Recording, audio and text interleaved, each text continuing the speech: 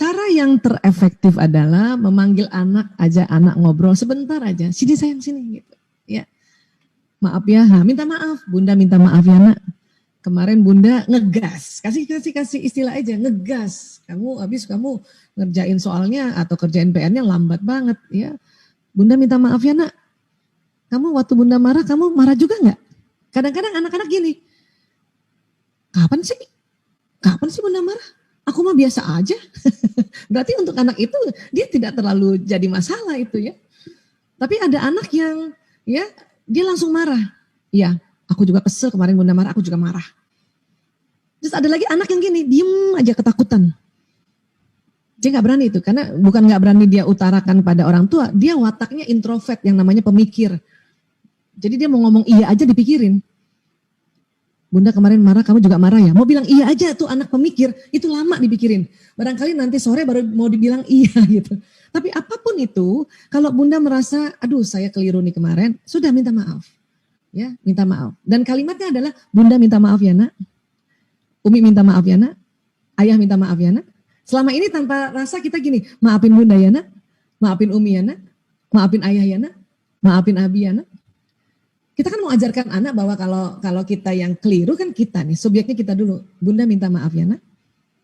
Kalau maafin Bunda ya nak, kita nyuruh dia gitu. Ya, seingat saya waktu di Izada pernah juga ya saya cerita tentang otak pria wanita, masih ingat ya dulu ya. Nah, bahwa memang anak laki dan perempuan kan berbeda, ya kan. Nah, tentu anak laki-laki karena otak kanannya lebih dominan, dia selalu banyak gerak, banyak imajinasi, banyak main, banyak. Nah, itu yang kita harus pahami juga gitu. Sehingga pada saat ibu mulai sedikit-sedikit paham tentang begini kerja otak, itu lebih rileks ya. Dan yang luar biasa, ini ada satu riset mengatakan kalau ibunya rileks, anaknya bisa 3 kali rileks. Ibunya senang, anak 3 kali senang. Ibunya tenang, anak 3 kali tenang. Ibunya semangat, anaknya 3 kali semangat. Begitu pula kebaliknya, ibu marah, anak bisa 3 kali marah. Ibu galau, anak 3 kali galau. Ibu kesal, anak 3 kali kesal. Untungnya yang negatif-negatif ini jalannya lamban, dia punya penularan. Apa sih yang menular Bu Aisyah? Ya, gelombangnya. Jadi di tubuh kita tuh ada vibrasi. Kalau saya boleh sharing boleh nggak ya? Sebentar ya, saya sedikit sharing ini. Bolehkah? Sebentar. Jadi kalau ya ini yang membuat seseorang itu nular ya. Ibu kayaknya nggak ngomong ya, tapi nular sebentar. Boleh ya? Waktu itu saya kayaknya pernah sempat cerita juga ya waktu di Izada, tapi saya ulang nggak apa-apa ya. Nah, jadi emosi ini kan sudah jalan di badan, ini lewat sistem saraf. Nah, ternyata tubuh manusia bukan hanya badan seluler, ada namanya badan bioplasmik. Tubuh manusia itu keluar cahaya, keluar nur. Atau keluar namanya gelombang elektromagnetik. Dari mana Bu Aisyah keluarnya ini? Dari pembuluh meridian. Ini ada di bawah kulit. Dia bentuknya lubang-lubang, lubang energi. Dia ada pintunya, tapi pintunya bukan buka ketutup atau sliding door gitu. Dia berputar. Berputar kemana? Ke kiri, kayak orang tawaf. Kalau putarannya lancar, sinyalnya lancar keluar. Kalau putarannya lambat, sinyalnya lancar ya keluarnya itu lambat. Dari mana ya? Dari mana sih gelombang ini Bu Aisyah? Dari makanan minuman. Diproses di mana? Di sel tubuh. Dan sel tubuh ini ada triliunan di tubuh kita. Makanya makan minum harus halalan thayyiban. Agar apa? Agar energi yang untuk badan kita, untuk organ-organ tubuh itu halalan thayyiban. Dan gelombang yang keluar itu halalan thayyiban. Belum lagi kita isi gelombang ini yang keluarnya halalan dan thayyiban. Halal dan thayyib, halal dan bagus. Ya. Nah, apa yang diucapkan itu bisa jalan di badan, tadi kita sudah lihat ya. Dan apa yang kita emosikan ini kan jalan di badan. Kalau Bunda marah terus, kemudian tidak cepat-cepat move on, maka marahnya jalan di badan, ingat? Kemudian kerjasama lagi dengan kolb, dengan jantung. Jantung ini punya kekuatan 5.000 kali, ya frekuensinya, kekuatannya dibanding gelombang otak. Makanya keluarnya di kolb ini, hati-hati. Ya, dan ini akan menular sekeliling. Menular sekeliling ya. Dan kenapa anak 3 kali Bu Aisyah? Karena sinyalnya anak sama dengan bundanya. Kenapa? Karena tempat organ sel yang memproduksi gelombang ini dari sel telur ibu, bukan sperma ayah. Jadi kalau nama saya Aisyah Dahlan itu nama ayah saya. Ya, ibu saya Hermina Ishak. Tapi ini ada namanya mitokondria ya. Mitokondria di tubuh saya yang jumlahnya triliunan itu dari ibu. Artinya sinyal ibu dan saya itu sama deh. Kalau misalnya dianalogikan ya dengan provider ya, ini bukan di endorse tapi hanya analogi. Kalau ibu saya Telkomsel, saya Telkomsel. Nah, saya punya anak 5, 4 laki 1 perempuan, lanang, prio, kakung, jaler, ragil.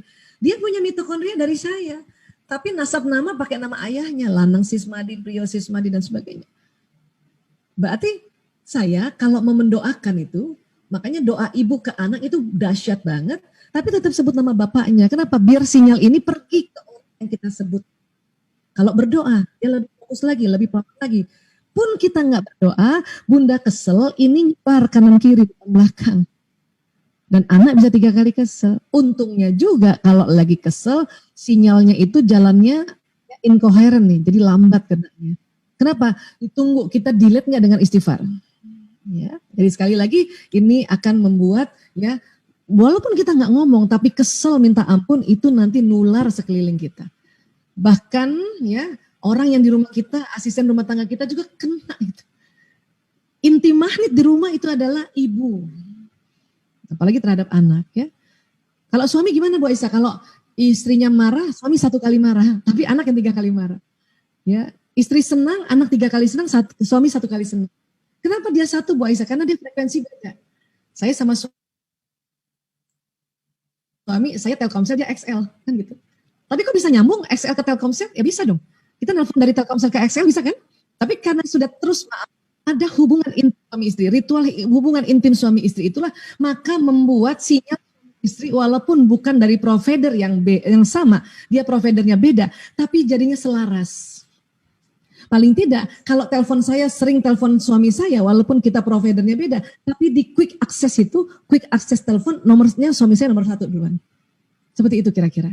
Ya, nah, yang sama si suami dengan siapa? Dengan ibunya. Itulah makanya buat teman-teman yang masih punya ibu mertua, ya, ibunya suami itu harus dihormati. Bikin ibu suami senang, maka suami akan 3 kali senang, Masya Allah. Bu Aisyah, saya baru tahu ini, ya, ibu mertua saya sudah meninggal, doakan. Arwah itu selalu ngelihat kita. Bayangin yang doakan bukan hanya anaknya, mantunya. Itu langsung bilang, ya Allah, kasih senang itu suaminya, anak mantuku itu, ya Rob. Kenapa? Saya dikirimkan Al-Fatihah terus, ya Rob. Dan lebih dekat lagi, orang udah meninggal, lebih dekat pada Allah itu lebih gampang lagi. Jadinya sekali lagi, ini asik banget kalau cerita tentang mertua dan mantu ya. Bulan depan saya ada seminar umum, cerita judulnya Mertuaku Sayang, Menantuku Sayang. Nah, ibu-ibu boleh ikut nanti ya. Supaya apa? Supaya kita tuh betul-betul yang namanya berkah-berkahnya ibu mertua, terutama orang tuanya laki-laki, itu kita akan bahas dari semua sudut sisi-sisi sehingga kita, ya Allah, walaupun memang gak cocok, karena nggak cocok karena itu tadi ya usia doang, karena usia sama watak ya. Tapi gimana caranya bikin senang dia? Ya. Berbahagialah yang ibu-ibu yang punya anak laki-laki. Kenapa? One day kalau punya mantunya suruh ikut training dulu Bu, supaya ya, ibunya laki-laki ini ya difahami bagaimana apa sampai harus dihormati. Orang istri panggil, ibunya panggil, suami harus datang dulu ke ibunya, baru ke istri. Apa dari sisi sinyal saja suami itu lebih pengaruh sinyal ibunya daripada istrinya. Seperti itu kurang lebih.